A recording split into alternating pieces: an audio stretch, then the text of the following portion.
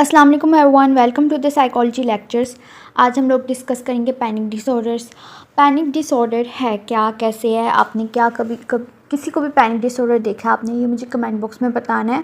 और इस चैनल को सब्सक्राइब लाइक शेयर ज़रूर करना है। ओके, अब हम बात करते हैं डायग्नोस्टिक क्राइटेरिया की। डायग्नोस्टिक क्राइटेरिया के साथ साथ ही हम बात करते हैं कि ये होता कैसे। अच्छा, अक्सर लोग होते हैं जिनको स्पेसिफ़िक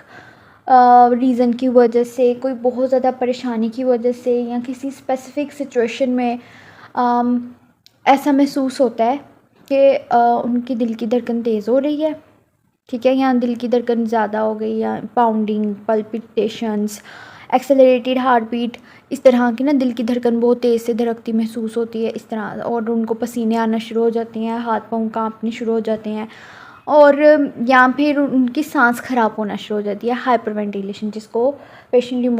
रिपोर्ट करता है। ऐसा महसूस अक्सर पेशेंट्स को ऐसा भी महसूस होता है कि उनके गले में कुछ फंस गया है। अक्सर लोगों को अपना चेस्ट पेन महसूस होता है, लेफ़्ट साइड पेन महसूस होता है, लेफ़्ट आर्म पेन महसूस होता है, और अक्सर लोगों को चेस्ट डिस्कम्फर्ट फील होता है, घुटन घुटन सी महसूस होती है। उन लोगों को नोजिया भी हो सकता है, एब्डोमिनल डिस्ट्रेस भी हो सकता है कि मुझे कुछ हो रहा है, नोजिया हो रहा है, डिजीनेस फील करते हैं, लाइट हेडेड फील करते हैं कि हमें नहीं पता हम कहाँ जा रहे हैं, कुछ समझ नहीं आ रही, और अक्सर बेहोश भी हो जाते हैं, ठीक है। अक्सर लोगों को वो होते हैं सर्द झोंके से बहुत सर्दी सी महसूस होने लग जाती है, कुछ लोगों को बहुत गर्मी सी महसूस होने लग जाती है। उसके अलावा नमनेस, टिकलिंग सेंसेशंस के अपना वजूद जो है वो नम होता, सुन्न होता महसूस होता है, या फिर चुभन सी महसूस होती है अपने जिस्म में, ठीक है। Derealization, feeling of unreality, depersonalization, being detached from oneself. अच्छा, ये भी मैं एक केस बताती हूँ, डी रियलाइजेशन, डी पर्सनलाइजेशन का, लेकिन अभी हम आगे बढ़ते हैं। उनको होता है कि मैं अपना लॉस ख़त्म, अपना कंट्रोल जो है वो खो दूँगा, आई एम गोइंग क्रेज़ी, और फियर ऑफ डाइंग। अच्छा, अब ये सारे सिम्टम्स बताते हुए मेरे ज़हन में मल्टीपल पेशेंट्स और मल्टीपल सिम्टम्स आ रहे थे जो कि मैंने देखे हैं। A fear of losing control और गोइंग क्रेज़ी, इस तरह का एक पेशेंट है। जब वो क्लासरूम में होता था, मतलब गैदरिंग वाली जगह में, ही फील्स लाइक कि मुझे कुछ हो रहा है, लाइक प्यास लगना, पसीने आने शुरू हो जाना उसको, फिर पसीने और प्यास के साथ कुछ नोजिया टाइप फील होना, नोजिया, घुटन घुटन सी डिस्कम्फर्ट सा फील होना, और उसके साथ फिर उसको होता था मुझे कुछ हो रहा है। और अगर पूरी क्लास के सामने मेरी तबीयत ख़राब हो गई या फिर आउट ऑफ कंट्रोल हो गई, तो फिर मैं कंपोज नहीं रह सकता, मेरा मजाक बनेगा, या फिर लोग मेरे बारे में क्या सोचेंगे, मैं अपना कहीं कंट्रोल ना खो दूँ की वजह से ट्रिबलिंग शुरू हो जाती थी, फिर बेचैनी और भर जाती थी, फिर उसको बाहर जाना, फिर वो क्लास उठ के बाहर चला जाता था, वॉक शॉक करके फिर क्लास में आता था, ठीक है। तो एक तो ये चीज़ हो गई। उसका क्या फियर था कि कहीं मैं इन सब के सामने कोई वॉमिट ना कर दूं, कहीं मैं इन सब के सामने बेहोश ना हो जाऊं, या इन सब के सामने कहीं मेरी तबीयत ना ख़राब हो जाए और मैं एक नमूना या सैंपल ना बन जाऊं, ठीक है। ये उसका फियर था। अब सेकंड डी रियलाइजेशन वाला पेशेंट एक था, वो कहता था मुझे लगता है ये रियल नहीं है, ये रियलिटी नहीं है, मुझे लगता है ये फ़ेक है। और जब मुझे महसूस हो कि ये सब फेक है, मैं फ़ेक देख रहा हूँ, कोई खुशी का पल है, कोई गम का पल है, मुझे फ़ील होता है ये फ़ेक है, और फेकनेस की वजह से फिर मेरा ये सारे सिम्टम्स शुरू हो जाते हैं। अक्सर पेशेंट्स ऐसे भी होते हैं जो सर दर्द होता है, सर दर्द की वजह से फिर ये सारे सिम्टम्स राइज होना शुरू हो जाते हैं। सर दर्द की, मैं बीमार हूँ, अगर मैं बीमार हो गया तो ये हो सकता है, वो हो सकता है, ये सारा सोचते सोचते मज़ीद परेशान, मज़ीद चिल्स सेंसेशन और नमनेस और इस तरह की सारी आना शुरू हो जाती हैं उनमें सिम्टम्स, ठीक है। तो पैनिक जोन्स है वो हमें बहुत सी सेटिंग्स में बहुत किस्म का देखने को मिलेगा। पैनिक डिसऑर्डर बहुत देख चुके हैं। तो आपने बी वाइज, और ये 13 सिम्टम्स हैं, हर किसी में 13 सिम्टम्स नहीं होंगे, डी रियलाइजेशन के साथ भी आ सकता है, ठीक है, फियर ऑफ लूजिंग कंट्रोल के साथ भी आ सकता है। तो हर किसी में भी 13 के 13 नहीं होंगे, किसी में एडिशनल भी सिम्टम्स होंगे 13 के अलावा, लाइक मैंने आपको बताया हेडेक भी रिपोर्ट करते हैं वो लोग, और फिक्सेशन भी रिपोर्ट करते हैं, फिक्स थॉट्स को रिपोर्ट करते हैं, लेकिन इनको क्योर करने के लिए 2 से 3 से 4 हर 4 सेशंस जो हैं वो इनफ होते हैं। अच्छा, अब हम आगे बढ़ते हैं। उसमें at least one of the attacks has been followed by 1 month. अब 1 महीने में तकरीबन एक अटैक तो आया ही हो, लीस्ट कम से कम एक अटैक हो, ठीक है। और वन और बोथ ऑफ द फॉलोइंग का वो एक अटैक किस चीज़ का हो, एक इस तरह का अटैक लूजिंग कंट्रोल का हो कि मैं अपने आप अपना कंट्रोल खो रहा हूँ, मुझे कुछ समझ नहीं आ रहा, इस तरह का, ठीक है। मुसलसल वो इस चीज़ के बारे में परेशान है या कंसर्न्ड है कि मे बी मुझे दूसरा कोई पैनिक अटैक आ जाए, मतलब कि पहले उसको पैनिक अटैक हो चुका है एक बार, लेकिन स्टिल वो इस चीज़ के लिए परेशान है कि मे बी मुझे दोबारा से पैनिक अटैक हो जाए, मैं अपने आप पे काबू ना रख सका, मैं कांपने लग गया या ऐसा हो गया, किसी ने नोट कर लिया मेरा बार बार पसीना आना, मेरी सांस ख़राब होते, मेरे दिल की धड़कन किसी ने महसूस कर ली, मैं उसको क्या जवाब दूँ, और मैं हिल नहीं पा रहा, नमनेस फील हो रही है, डीरियलाइजेशन फील हो रही है, किसी को बता नहीं पा रहा, मे बी मैं I am going crazy, I am losing control, और हैविंग हार्ट अटैक बहुत नॉर्मल है। उन लोगों को ये लगता है कि मे बी मुझे हार्ट अटैक आ रहा है, मुझे कोई हार्ट डिजीज़ है और मुझे हार्ट अटैक आ रहा है, ठीक है। तो अब पैनिक अटैक अगर हार्ट लाइक स्टेट होगी तो उसको इलनेस एंजाइटी से डिफ्रेंशिएट करना है, ठीक है।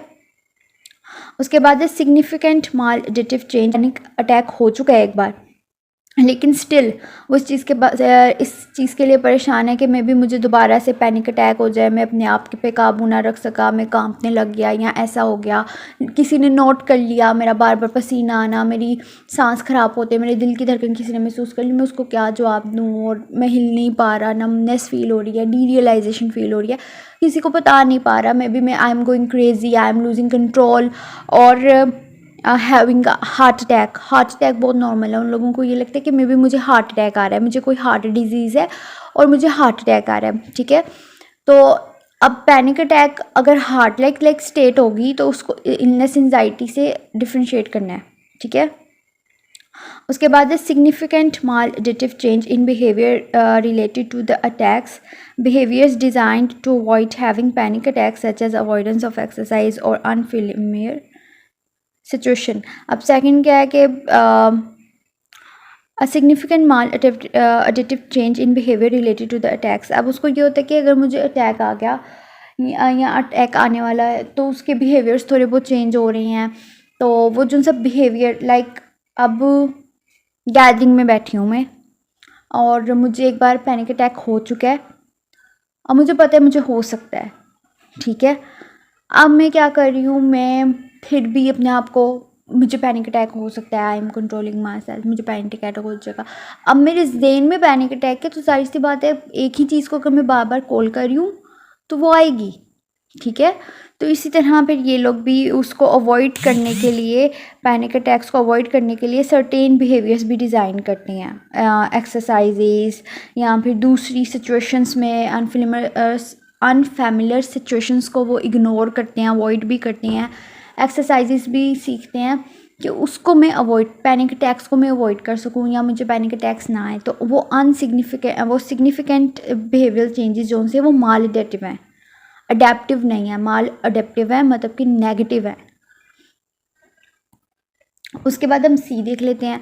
कि disturbance is not attributable to the physiological effects of a substance, drug of abuse, medication के किसी मेडिकेशन की वजह से, मेडिकल कंडीशन की वजह से। मेडिकल कंडीशन क्या हो सकती है, वो हो सकती है हाइपरथायरॉयडिज्म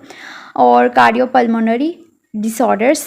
मेडिकल कंडीशंस हो सकती हैं किसी मेडिकेशन के साइड इफ़ेक्ट्स में, किसी ड्रग यूज़ के इफ़ेक्ट्स में, इन सब की वजह से या किसी भी दूसरी फिजियोलॉजिकल इफ़ेक्ट या कोर्स की वजह से ना हो, बल्कि ये साइकोलॉजिकल इन नेचर ही हो, प्रॉपरली बिल्कुल ही साइकोलॉजिकल इन नेचर हो। उसके बाद फिर हम बात करते हैं डी की, ये डिस्टर्बेंस जो सी है किसी दूसरे mental disorder like panic attacks,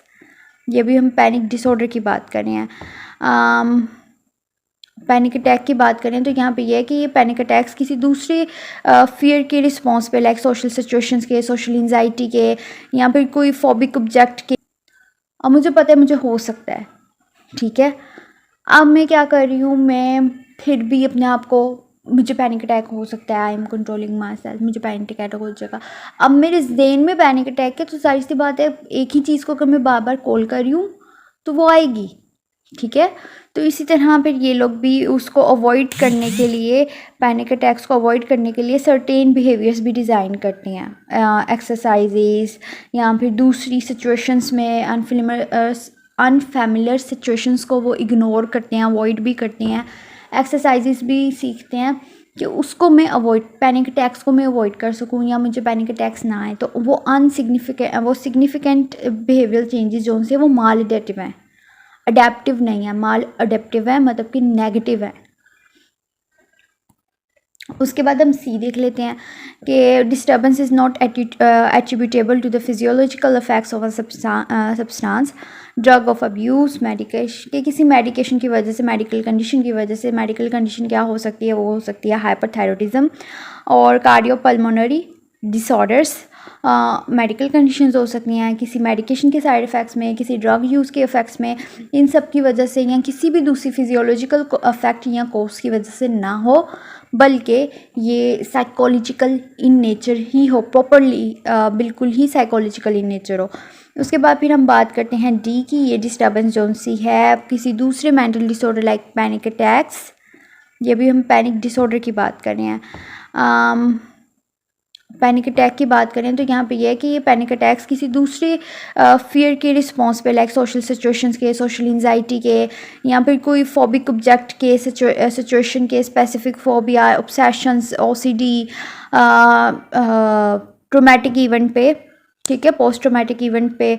की वजह से, पीटीएसडी की वजह से, सप्रेशन एंजाइटी की वजह से, इन सब की वजह से ये पैनिक अटैक ना हो। ये पैनिक अटैक बिल्कुल इन सब से बिल्कुल ही अलग किसी वजह से हो, इनकी बेस या